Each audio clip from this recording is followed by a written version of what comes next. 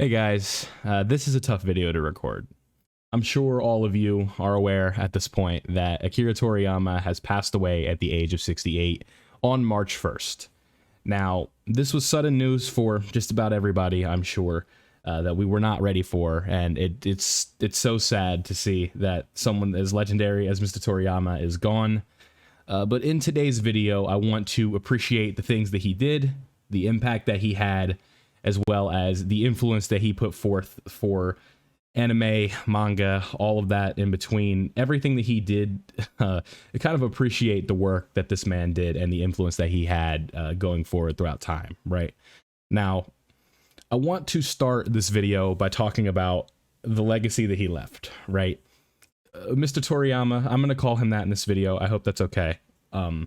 He left behind a series that inspired over a dozen movies, many different series across the same IP. We're looking at Dragon Ball, we're looking at Dragon Ball Z, Dragon Ball GT. I know that's non-canon, but it still exists, right? Dragon Ball Super. We're going to be going into Dragon Ball Daima. The manga was ongoing with the work of Toyotaro. I can't get into everything with Dragon Ball in one video, otherwise we'd be here all day. But like I said, dozens of movies, multiple series. Dragon Ball is so influential and so ongoing and everlasting that it's crazy, right?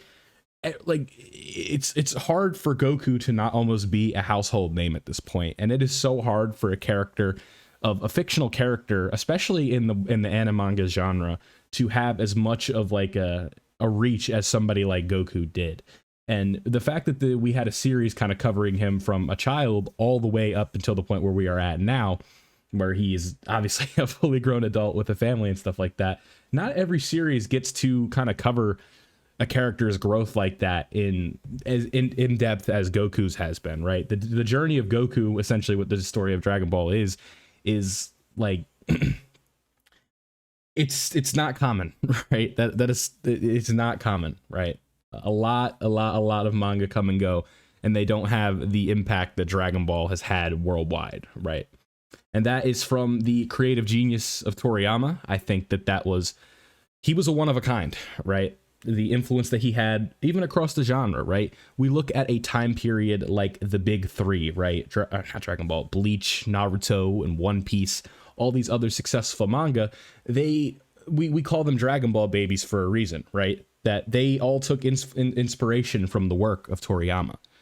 And it's tough to know that he is gone now. And what really is heartbreaking about this news especially is the fact that if we look at the passing that came from the official Dragon Ball Twitter that left the note, it does say that he left many manga titles. No, not right there. Where is it? It is our deep regret that he still had several works in the middle of creation with great enthusiasm. Also, he would have many more things to achieve. And I think it's crazy to talk about somebody like Toriyama and say that he had many more things to achieve when he has achieved so much and has done so much for so many people. And the fact that he was still working on this creation that stems decades at this point and still working on it with enthusiasm is something that I can only hope to be at the age that Toriyama was at, right? And it's very inspirational, very influential, and it's a lot, right? But I think one thing I wanted to do in this video was at least kind of talk about the core memories that I had of Dragon Ball, how I got into it, and the impact that it's had on me as a young adult. At this point, I am 24 years old, and Dragon Ball has been a core piece of my life since, I can't give you an exact age, but at least 15 to 16 years, about since I was like 7 or 8 years old, I would say, would be right around when I got into Dragon Ball. My first introduction to it, I remember vividly. I was at my neighbor's house. Obviously, I won't be saying names, but I remember playing on his PlayStation 2. Specifically, it was Dragon Ball Z Budokai 2. Now, this was just like just an introductory level thing, right? I probably did a fight, had no idea what I was doing, got beat up pretty bad, and then eventually found my way to having my own Dragon Ball games. I believe Budokai 3 was the first one that I had, and go figure, that's still probably my favorite console game to date.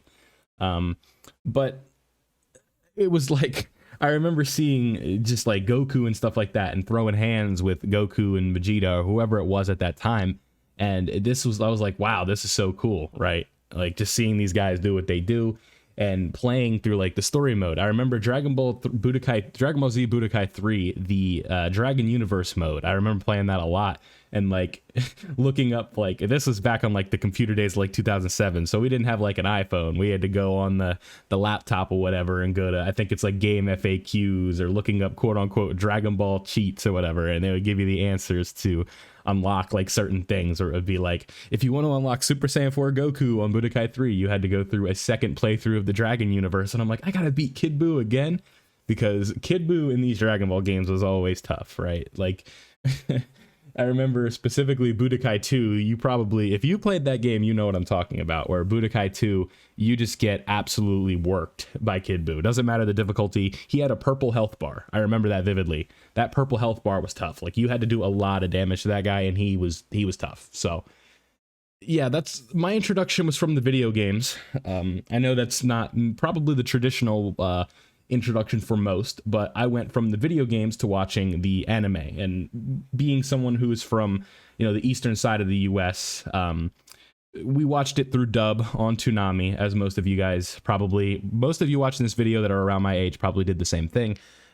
But nonetheless, my continued fandom stemmed from the video games, right? Budokai Tenkaichi 1, Budokai Tenkaichi 2, Budokai Tenkaichi 3, and then I kind of took a bit of a break, and then I really rekindled my love for Dragon Ball as a whole right around the time that Xenoverse 1 came out, right? And that's ever since then I've kind of been all in as a Dragon Ball fan. There's no series that I've consumed more of than Dragon Ball. There's none that I'm more familiar with as time has went on than Dragon Ball, and that is all thanks to the work of Akira Toriyama, right? And like I said, with the legacy that he leaves behind is hopefully other people can experience their childhood through Dragon Ball like I did, because Dragon Ball for the first time for a lot of people is extremely special, right? It's the first time a lot of people, it's their first introduction to shonen and stuff like that. And that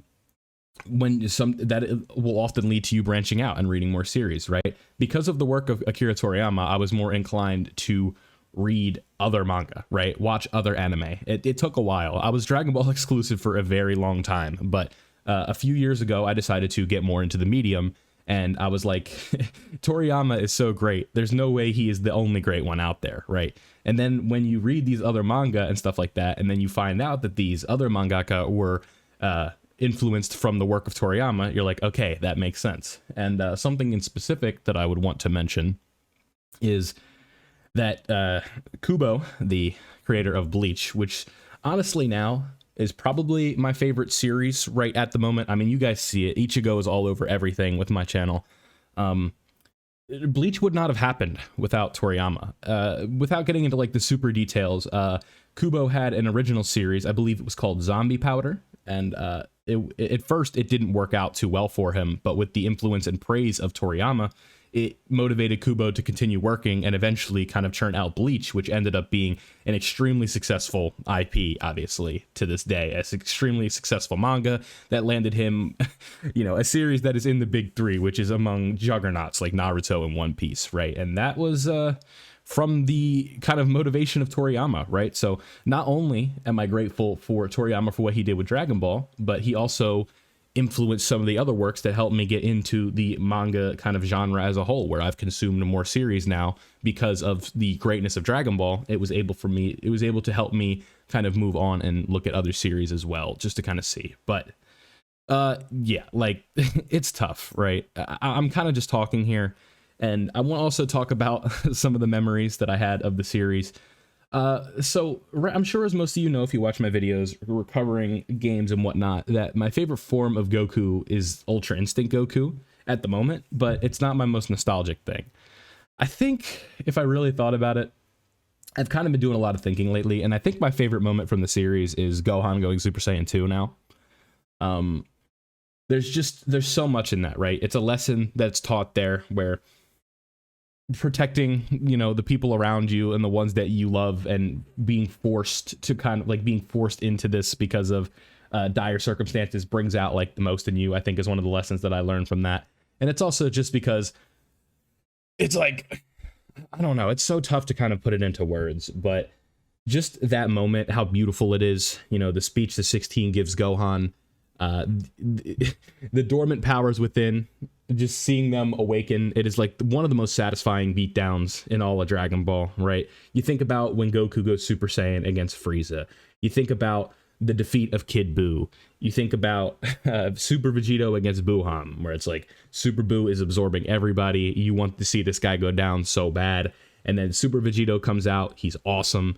He's doing all these crazy things, and it's just satisfying, right? And then it's the same thing with Cell. Cell has done all these despicable things, you know, beating up on the Z fighters and all that, and Gohan's basically begging Cell to stop, and Cell refuses. And then eventually 16 is thrown by the champ, Mr. Satan, and gets that legendary speech. And just that moment, the soundtrack, it's one of those moments that's beautiful in the sub. It's one of those moments that's beautiful in the dub. It's one that I would highly recommend you go back and watch the sub for, but it's just, I think all in all now, and especially what he does to the Cell Juniors after that, that whole sequence is probably my favorite sequence in Dragon Ball. But I think that's like my biggest core memory. And then something else I also remember is seeing GT and watching Super Saiyan 4 Goku and Super Saiyan 4 Vegeta fusing, right? You just think about the concept of the power behind that, where you have, you know, base form Goku and base form Vegeta and Z fusing into Vegito and just being like this otherworldly being. And you're just like, what in the world is this about to do? And then you're like, you stack that on top of Super Saiyan 4? Like, this is so badass.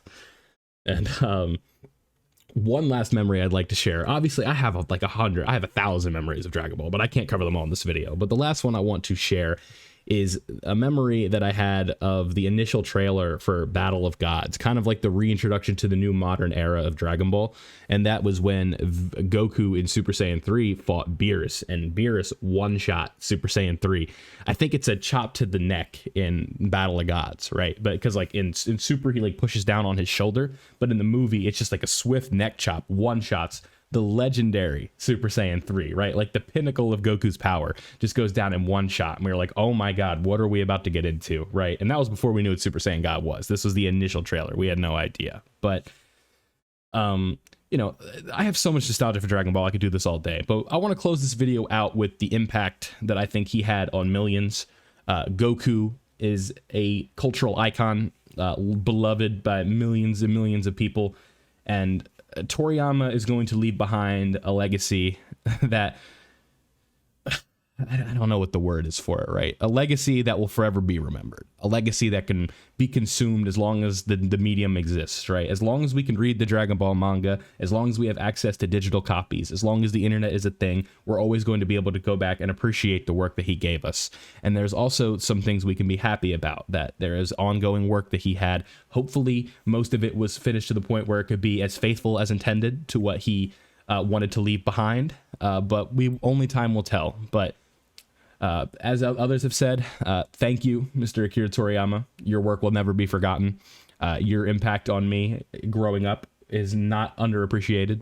And like I said, thank you for everything. I hope all of you can resonate in these sentiments towards the man. But that's all I basically have for you guys in this video. None of the YouTube outro stuff, but thank you guys, and thank you, Akira Toriyama.